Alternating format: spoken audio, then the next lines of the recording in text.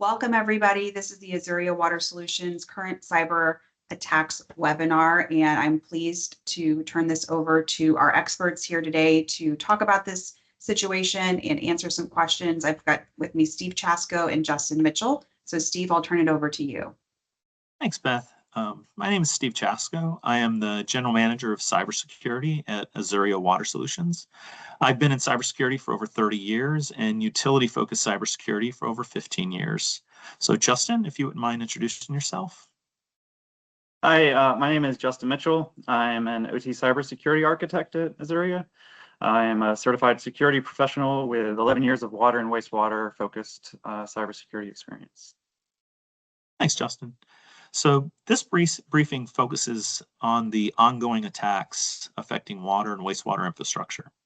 It's intended to help utilities understand what has been publicly reported, what warning signs organizations should look for, what current government guidance means in practical terms, and what steps utilities should be taking immediately. This is a presentation that's meant to be accessible for people with varying technical backgrounds, so everyone from operators to plant managers to city managers.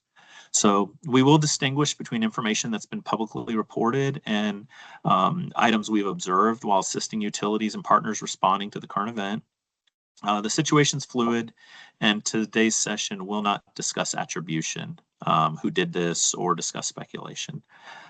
We are professionals in the water and wastewater space. We've been through these scenarios ourselves, and we provide cybersecurity services. And whether you work with us or through somebody else, our goal is to help keep water safe.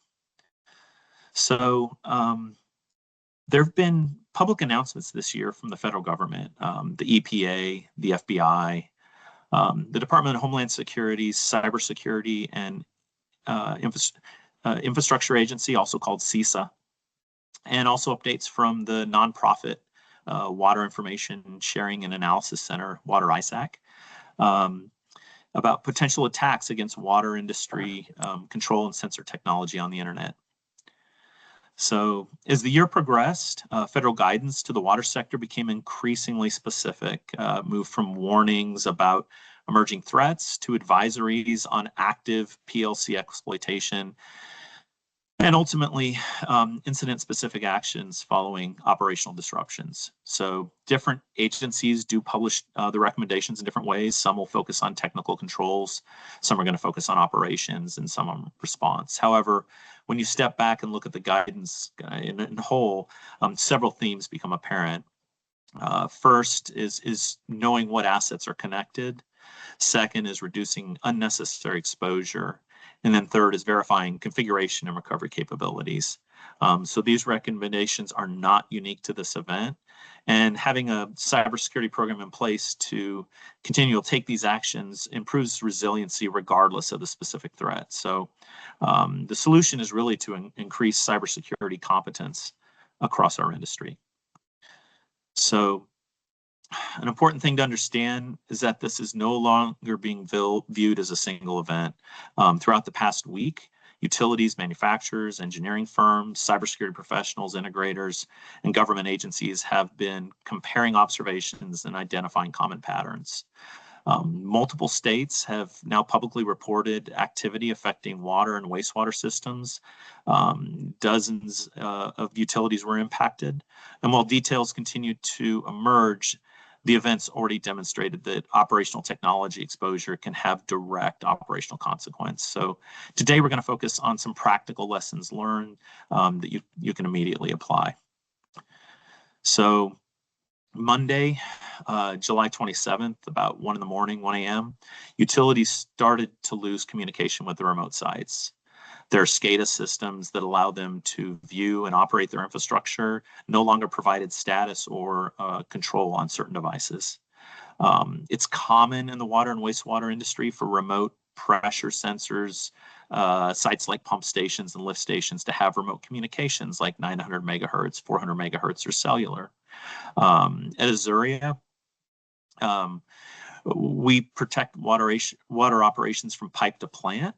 We also deliver pipeline rehab and replacement services to clients across the globe. And we operate and maintain operations for utilities.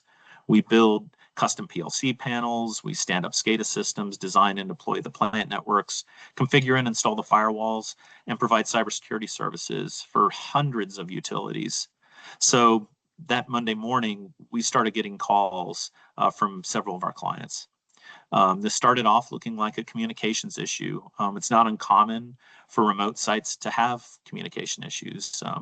At the early stages, there was no indications it would be a broader industry event. Throughout the day, organizations were comparing observations and identifying patterns. And then it very quickly became obvious this was not just a single utility event. So let's talk a little bit more about the specifics. So remote sites, a pump station, a lift station, remote telemetry, they often use a PLC, something called a PLC, for remote controlling devices like pumps. So you can use a PLC to remotely turn a pump on or off. So as engineers went to the remote sites where the communication disruptions were happening, what they observed was that the internet address, the IP address of the PLC devices had changed. The password for the PLC devices had also changed. The PLC IP addresses look to be random. And many PLCs have operating modes, usually called, you'll see them in a run mode state that keeps a device from having its programming or settings changed. Our engineers saw that the devices which were expected to be in run mode were no longer in that state. We could observe some unusual IP addresses in the cellular modem logs, but not enough to point to the source of the attack. It also looked like the attackers had a decent understanding of PLC programming and known vulnerabilities on existing devices. Utilities also had locations where pumps were expected to be on, but were now off. And there were indications that some of the cellular modems may have been modified. So these were not changes operators expected to see. They were not part of planned maintenance, and they weren't changes the engineers believed they had made. So for utilities, this became an operational problem very quickly. So it wasn't a single configuration change. They were identifying unexpected changes across the operational technology, the OT environments. So the one important operational question to many utilities, is this happening to our environment? So as we've worked through affected systems, several observations started appearing repeatedly. The three in bold are the telltale signs that this looks to be part of this current attack. Operators no longer had visibility to see or control the remote sites. When they went to their SCADA system, they lost visibility to those sites. The PLC devices at these remote sites had their IP addresses changed and or their PLC passwords changed. So those combined are what we saw repeatedly at the sites that were affected. So a common thread here isn't necessarily the equipment itself. The water and wastewater industry tends to use a lot of the same models for their PLCs and cellular modems. So I just kind of want to caution there, just because you have a different make or model of PLC or cell modem than what is in the public releases, organizations could still be impacted. What is common is internet accessible PLCs. So personnel discovering configuration changes that they cannot readily explain was really the part of this common rubric. And so for this attack, the investigations really start with the people in the field, and having a current and accurate assessment of your assets, current backups of configuration and programs in the field was important to identify changes, because we were looking for changes in configuration.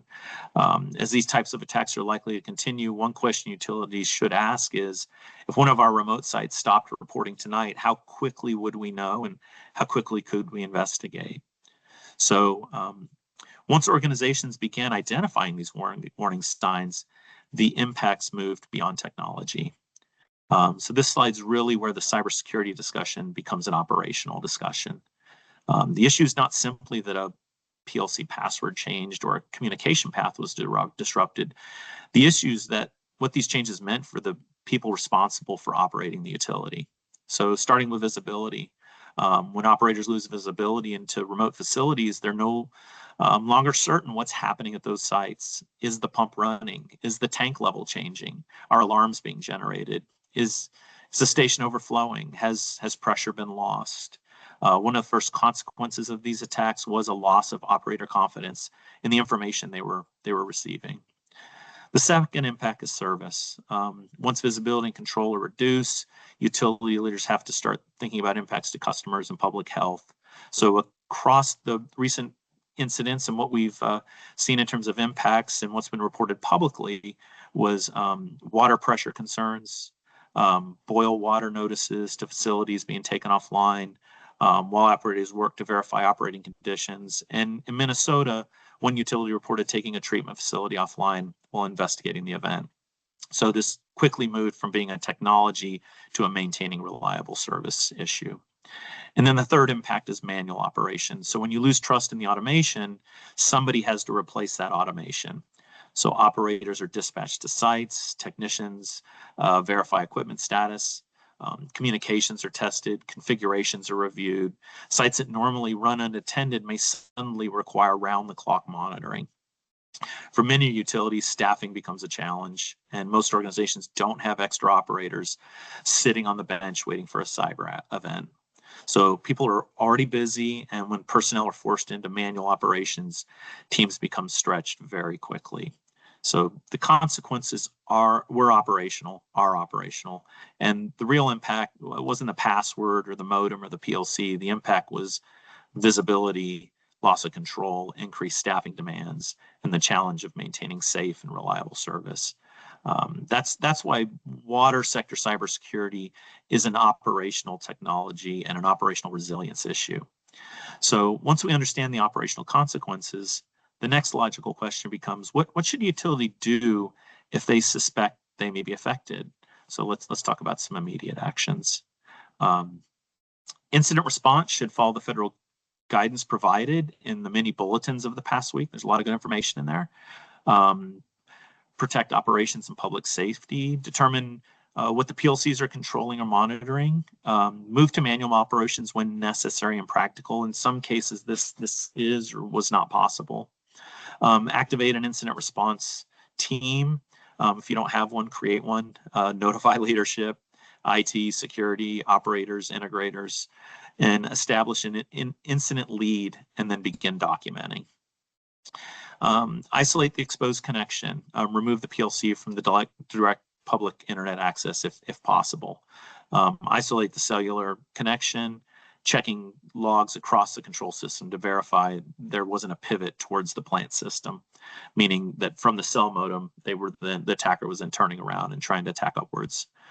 So preserve evidence before overriding devices.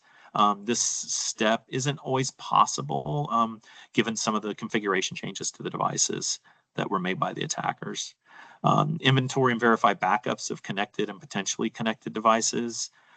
Validate what changed, and then start the restoration process. And this will vary by device and configuration. One thing, it's important to harden before reconnecting so you don't end up doing the work twice. If you have a device that's been impacted and you do some of the restoration steps and you put it right back on the same cell modem, you could end up suffering the same attack again. So one mitigation is putting the cell modems on a cellular private network like an APN. That does take time. So another mechanism that's used is putting access control lists at the cell modem. Using secure tunnels like IPsec for remote connection, updating the PLC software, restoring the configuration, setting the device with setting up device unique complex passwords. It's good that all of those are there so that it's not it's a very important. And then updating the cellular modem software and configuration. So on the next slide, we'll look forward to what utilities should do today. Hey, Steve, if you don't mind, I'll interrupt really quickly. I failed to mention at the beginning, but there is a Q&A section where you can submit questions that we'll be moderating in case there's redundancies. And just a reminder to everyone on the call, we are recording the event and we'll be sending it out to all registered users, registered attendees once we're done. So carry on, Steve. Thanks. Super appreciated. Yeah, those are good. Those are good points. Yeah, we're trying to make sure everybody has access to what we're doing. And yeah, please keep the questions coming. Super appreciated. So when we look across the recent incidents and the federal guidance, the theme is not a single security product or technology, The theme is building cybersecurity competence as part of a larger program that becomes part of the day-to-day activity of your operations. So first step is inventory. Understand what assets exist in the environment, how they communicate, who manages them, and whether they're still needed. That includes PLCs, SCADA systems, modems, radios, remote sites, network equipment, the third-party access paths, everything from backup generators to lift stations. So the second step is verify. Regularly review the environment to confirm it still matches your expectations. Verify your configurations, your access permissions, your communication paths, your OT separation and segmentation, and periodically assess the effectiveness of the security controls. This is also where vulnerability management comes into play. Organizations should stay current on relevant advisories, software updates, firmware updates, and known vulnerabilities to the devices that you have deployed. And then the third step is prepare. Preparation means having current backups, documented and regularly tested recovery procedures, known good configurations, and personnel who understand how to respond when something unexpected occurs. Recovery planning should be practiced before an incident happens. So taken together with policy and procedures, these activities create a cycle of improvement. So you know what assets you have, you periodically assess and validate controls, you address vulnerabilities and configuration issues, you maintain recovery, and then you repeat the process. So key message is utilities that tend to perform best during incidents like this are usually the ones, not usually the ones with the most security technology. They're the ones that understand their environment. They have disciplined operating practices and a consistent approach. So I'm going to now move to the Q&A slide. So before we move into questions, I'd like to leave everyone with three themes that emerged repeatedly throughout the last week. First, many of these attacks were preventable. The issues we discussed were not the result of a single sophisticated vulnerability. In many cases, they involved exposure, access, configuration management, and cybersecurity fundamentals. Second, the consequences were operational. This wasn't just an IT problem. The impacts were felt by the operators, the personnel, the utility leadership for delivering safe and reliable service.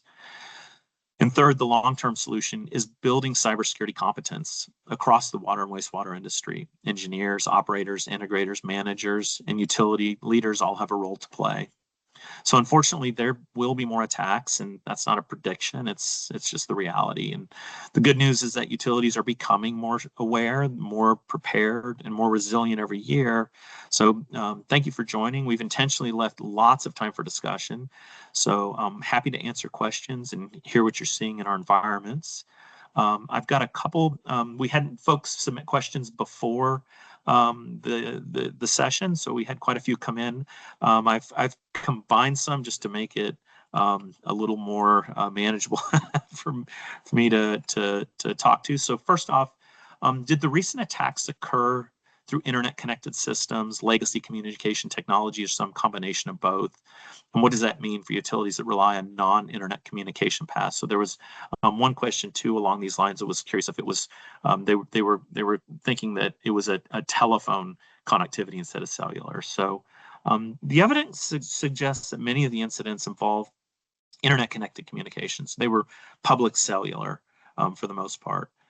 The internet exposed cellular modems were a common area of concern, but you really shouldn't assume that just because you use a telephone line, radio systems, mesh networks, broadband, or other legacy non-proprietary technologies, that those are inherently safe. Every communication technology comes with its own risks and vulnerabilities, and the key is understanding your communication architecture and then reducing unnecessary exposure. So second question that came in was around strategic guidance. What are the most important things the utility can do today to protect itself against cyber attacks? Now, we went over some of that in the presentation, but did want to address the question since it came in. And I wanted to mention that the federal guidance this year has really been very consistent, and there's a lot of good information in that guidance. But I would also recommend that folks start really focusing on the EPA guidance and guidelines. They have a very good suite of 33 controls. They are implicitly required by the Safe Drinking Water Act. And so it's a good place to start. So I would say starting with those EPA controls, I would say is really the beginning of building out a cybersecurity program. Now, if you've already met those requirements, then I would work towards the AWWA guidelines for the industry best practices. It's a larger suite of security controls. It's a good place to go next. And then longer term, moving towards cyber-informed engineering out of Idaho National Lab and this cybersecurity framework. There's a lot of good information in these, and we'll include links to all of these in our after the session too. So we're happy to share all the information we have on what's publicly available, and also there's areas we can help with those as well. So what lessons have emerged from recent incidents affecting water and wastewater infrastructure? So there has been a lot of incidents in our space over the past couple of years. There was a utility in Massachusetts that was hit as part of the Volt Typhoon campaign. It was traditional advanced persistent threat type activity, and really the engagement with federal partners really helped that client out. I'd say that's a really good lesson from that event, was reaching out to the FBI, reaching out to CISA, DHS, really helped that utility in their recovery process. There was a group of attacks from a group out of Russia called Cyber Army of Russia Reborn. They took advantage of publicly exposed SCADA. So basically ensuring you have good IT/OT separation. I would say, in other words, keeping SCADA off the public internet, or if it's inside your internal infrastructure, keeping it off of your corporate internet, so it has a good isolation with properly segmented and designed firewall architectures. Another attack kind of recently, it really was a seminal attack for water wastewater, was the Aliquippa water system. When the PLCs were hit, it was actually a worldwide attack. And this was, again, having PLCs addressable on the internet. They also had default credentials. The passwords had not been changed on the PLCs. So there's just a couple kind of lessons from industry events.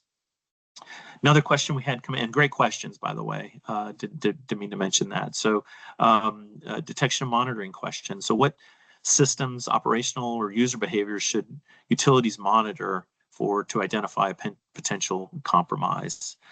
So there's a lot of good information in the recent federal guidance that utilities should prioritize monitoring unexpected changes to communication, configuration, and access. So that's really the focus that they put on. I think that's the right approach. So particular attention should be given to remote sites, given this specific attack, that stopped communicating. So really the operations teams saw this before any kind of cyber technology would have detected this.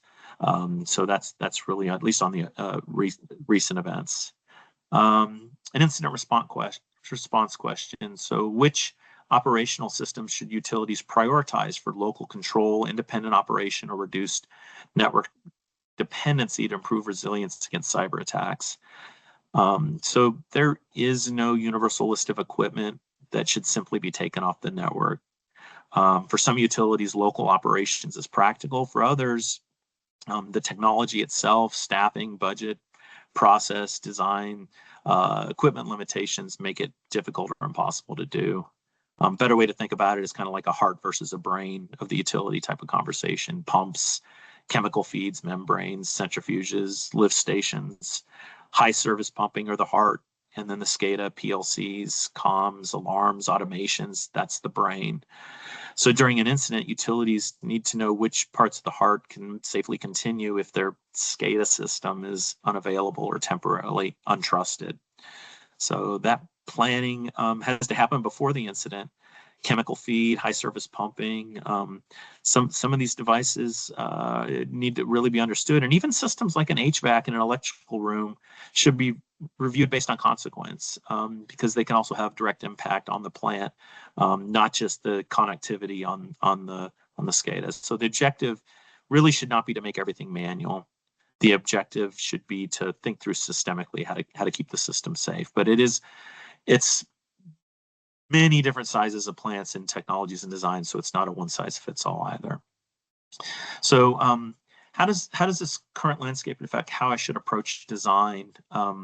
What knowledge or skills should I start developing now? It's a great question, and I would say from a design perspective, again, back to that EPA guidance, that's a good place to start in terms of if you're thinking about your SCADA system design.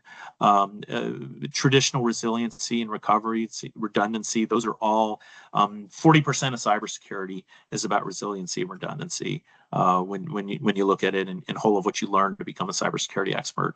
And I think that aspect is a great place to start. There is Idaho National Labs has a cyber-informed engineering program. That's another good place to start. There's also great information at the EPA's website, and that's also I would think a good place to start, as well as the AWWA's information. Those are excellent places to start in terms of understanding cybersecurity, and I'd recommend both of those points as a good place to begin. It's also a good idea to really spend some time understanding your devices and equipment and what known vulnerabilities exist on that equipment. So getting to know the alerts, really getting to study what has been disclosed publicly about your devices that makes them to have known vulnerabilities, and what does that really mean for your systems? System question. So what can be integrated into our current SCADA system to help combat this problem? So for this specific problem, everything happened in the remote telemetry, in the remote sites. So I would say these attacks can have a day two. This is fairly recent. If attackers are getting into the cell modems, they can turn those around and try and use it as a pivot point to go back at the SCADA system. So one thing I would encourage is making sure that there's really good infrastructure in place in terms of firewalls, IDS, IPS, traditional cybersecurity hygiene, the kind of things you'd want to see to protect the systems, and then also a very strong business continuity disaster recovery program where things are backed up, where backups are tested, restorations tested. I think that having an attack that hits remote first and then tries to get upstream does happen and has happened before, and I think there's no reason to think we won't see more of that in the future. So I think from a SCADA perspective, that's one that I would tie in. Let me see. So cellular signals used for offsite locations interact with the plant SCADA. If the SCADA has a firewall and a VPN, are the off-site signals still potential cyber attack points? Yes. So the firewalls themselves, the VPNs themselves, they might start trying to attack them. And so having good situational awareness, having event SIMs, so event logging monitoring in place, is really important for this type of a mitigation. And then detection and monitoring. So Justin, I was going to have you answer this one. So what are the system or user behavior based, not vendor product centric, key indications of compromise a municipal utility should tune their SIM or continuous monitoring capability to look for? Hey, Justin. Oh, go ahead. Yeah, sorry, I had to get off mute. So the nature of this particular attack being at the perimeter of the network, publicly exposed PLCs, unless you had detailed network logging at each of the PLCs, you might not have a lot of visibility. CISA did release a notice a couple weeks ago with some IOCs, and those would be worth adding to your threat feeds, and we can send a link and a follow-up to this meeting. So with that, Beth, I was curious, do we have any questions coming in? I've been presenting, so I've been watching the questions coming in. We do. So the first one I've got is typically, how long did it take an affected utility to get things back to normal, whether maybe it's this event or another one? It's really varies widely by the attack and the event. Some of the utilities on these events never saw, in fact, most of them did not see a gap in operations or delivery, but which is different than saying normal. So they're still able to deliver services. It's a weeks to months answer. Like there's not a specific time frame, but I would say it's weeks to months. Okay. Next question. Someone noticed that you'd mentioned something about preserving evidence before making those manual overrides. They just wanted you to clarify maybe what kind of evidence is something that you'd want to preserve if you find yourself in this situation. Yeah, so Justin, actually, this would be a good one. You'll have a good, you can go pretty deep on this one. So if you wouldn't mind. Sure. Yeah. Any type of logging that you can get is worth grabbing right away. Most likely place to see logging is in the if it was a cellular modem, on the modem. Grab all those logs as far back as you can go. You don't want just the ones for the last few days. You want to just grab them all. Downloading configuration backups. So whatever configuration is currently on the device, download it. Try to not make any changes to the devices until you get the logs and data off of them. For the PLC program, if you're able to download a copy of it, that's great. If it's password protected, then you might not be able to. Yeah, and one other one we saw this week, Justin, was screenshots of some of those configurations too. Sometimes the files didn't have the same things we saw in some of the screenshots, which was kind of interesting. Screenshots are great, or video of you going through all the screens. Yeah, either one works great. Yeah. Okay. Canadian here. Are you working with Canadian counterparts during this vulnerable time?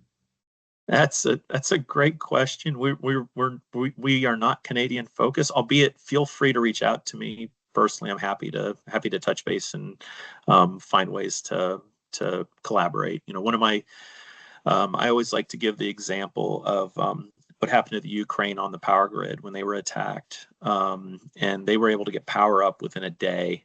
And one of the ways they were able to do that is they were transparent from the beginning, and the whole world helped. So I do think this is in these types of events. What I've found is, for the most part, everybody chips in and just tries to help each other, at least on the initial stages, for sure. Okay. So someone wrote in, from what I read in the flyer, the majority of the hardware affected was mainly Rockwell devices. Can you tell me what latest version of firmware should Rockwell devices be on, or is that a really specific question, Steve?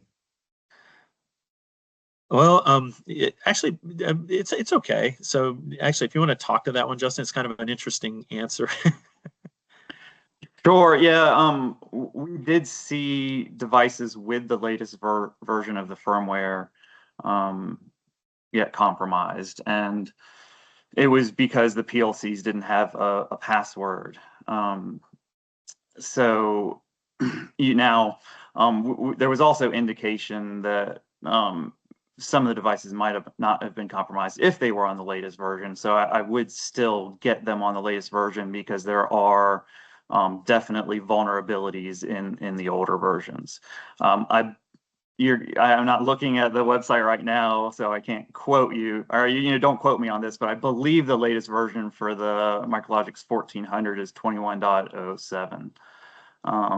And it was only a couple releases before that had vulnerabilities. So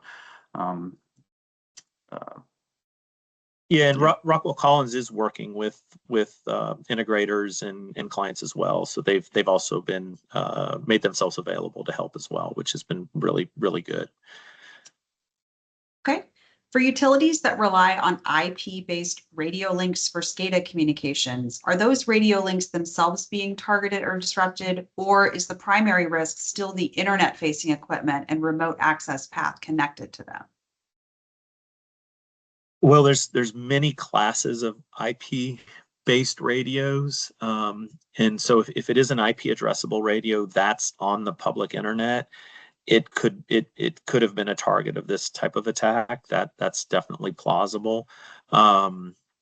but for this attack, I would say if it's IP addressable, but it's on a private network, a private IP addressable network, it wasn't a target of this attack. Now, it doesn't mean it won't be the target of a future attack, though. Is there anything you want to add to that one, Justin? No, you've got it. Okay, cool.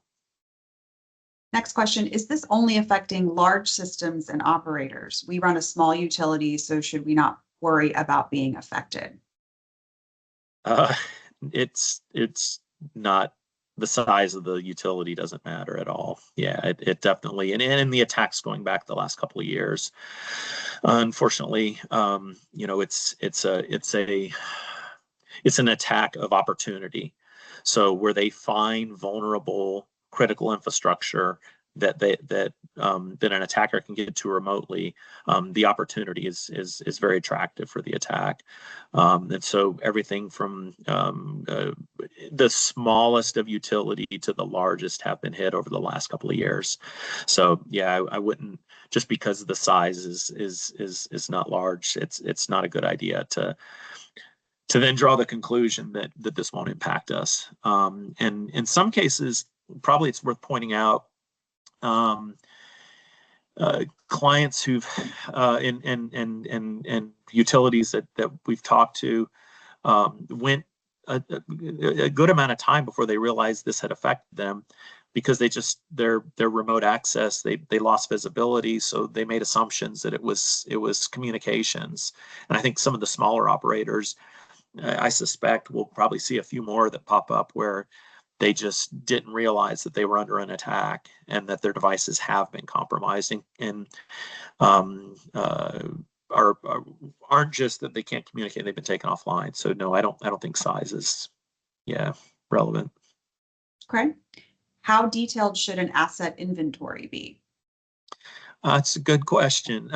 So you really want to understand all of the devices and the software that's running on those devices in your plan. So you want to have the devices themselves. You want to understand their configurations, and you want to understand what software is running on them and the firmware that's running on them. And then associated with that, you want to understand what are the known vulnerabilities, and these are tracked. There's a federal agency that tracks these, and so you can then use those vulnerabilities to then make decisions about when to update what equipment, so that way you can have a good vulnerability update program. Is there anything you'd add to that, Justin, in terms of? The only other thing I would add is that having a network diagram can also add a lot of context to the asset inventory. Worth doing. Great.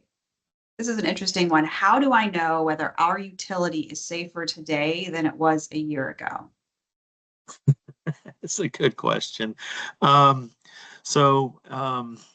I think, I guess the way I would approach that is you really want to have a regular, and actually the EPA recommends this, that on a yearly basis, you do an assessment against a baseline suite of cybersecurity controls. And so you look at those controls, you assess them on yearly is about right. And then you come back the next year and you look at how you're doing against those controls. So an example of a control would be, do you keep your SCADA system off of the internal internet? Do you have IT/OT separation? Would be an example of a control. Another one of the EPA controls is, do you change your default passwords? Do you set passwords on your devices? And another control, could they also have governance controls, like, do you have somebody who's responsible for the SCADA OT cybersecurity? And so you have this suite of controls that you would assess against, and then come back a year later and then have a third party assess again, and then determine where you are. Now, in some cases, having a third party do that is cost prohibitive, and there's some different options for that. If folks reach out, we can certainly help point folks in different directions to find something that's a little more cost effective in terms of having that done. But I'd say a regular assessment program is the best way to approach that. Okay. And then how do we set up an incident response plan? What guidance do you have? So for an incident response plan, this is one area where the EPA has some really good guidance. So I would, and if you reach out to me, I'm happy to share that. And we'll include that in our notes as well. But the EPA has a template and they have a basics on what's required for that plan. Now there's decisions to make. And it's really nice to step through an incident response plan as an organization before the incident occurs. There's a lot of hard conversations that have to happen. Should we call the FBI? Should we reach out to the Department of Homeland Security? There's also state bureaus of investigation. Knowing who those people are and whether or not the organization will reach out ahead of time makes things a lot simpler, simplifies the response, and really smooths things over. Also, knowing your different vendor contacts and how to coordinate with the different vendors. Water and wastewater plants tend to have a lot of different moving parts in terms of vendor support. A lot of times it's one company that's handling the generators, and another company is probably responsible for the centrifuge for the wastewater and so on. So you'll get these lot of different pieces there. Well, in a cyber attack, you might need to coordinate among all of them, and then knowing with those different vendors who you would reach out to is really important. And then testing those plans. So there'll be that template, but then also running through a regular test. Just simulate if we had an event, what would this look like? Let's bring the people in. Let's have those conversations and test it out. But I think the EPA is the right place to start for that. Okay, great. So we have a more specific question here. In the case of my system, our solution was to change the controllers from remote to run, meaning that no changes could be made to the PLC or configuration without being physically present at the cabinet. Is this an effective countermeasure, or should I look at making other changes? You want to talk to that one, Justin? You probably give it. Sure. Yeah. Yeah. It is a good countermeasure. We have definitely seen where there were PLCs in run mode that got compromised. So it's not necessarily a fail-safe if there is a vulnerability in the software that allows you to bypass run mode. So it's both a combination of keeping your firmware up to date, keeping it off of the internet to begin with, and using run mode. Run mode is important, but it's also important, if you're in there's different levels of run mode, and a remote run mode can be disabled remotely. So good to enter run mode at the PLC itself. And we also definitely recommend keeping kind of a log of what devices are currently in run mode or out of run mode, so that you know at any given time whether they're all in run mode or not.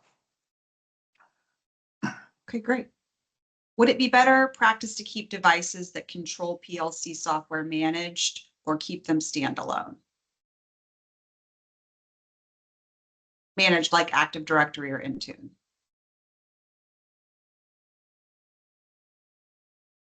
So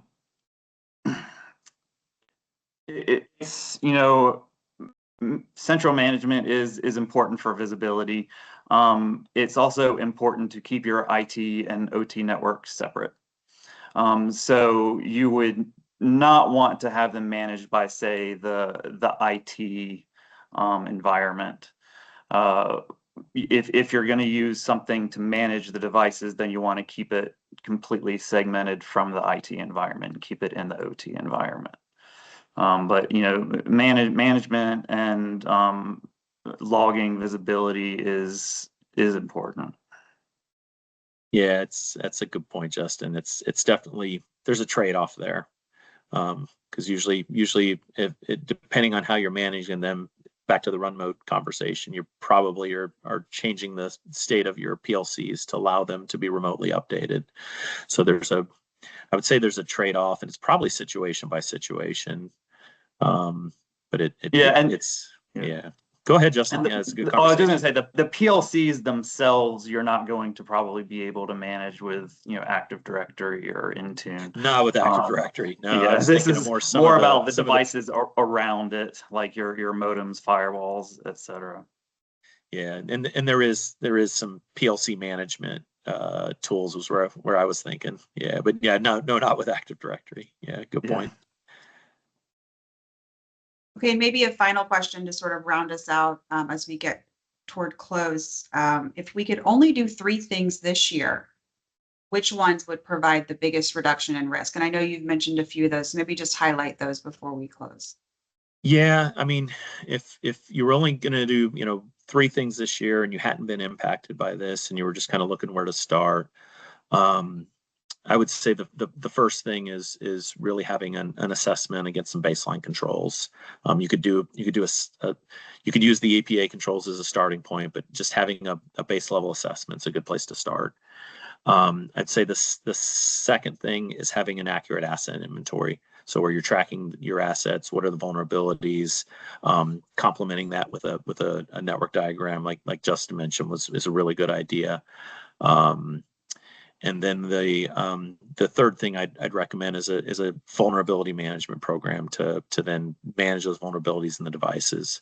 And then I would use that as the grounding. I guess there's an old when you go through cybersecurity training, one of the things they kind of pound into you is it all starts with policy. So having some good policy and procedures too is also that's always a good starting point. So declaring that we will work together as an organization to follow the EPA guidance and guidelines, and then building the procedures to support that. That's not a bad kind of putting on a GRC hat. That's another kind of macro way to look at it as well. So staying out of if I stay out of the technology a little bit.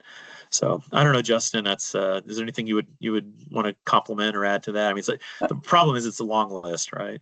Yeah, the one other thing that we've already said several times is you have to get your devices off of the public internet. If you have devices that are directly exposed, you got to get those off the internet.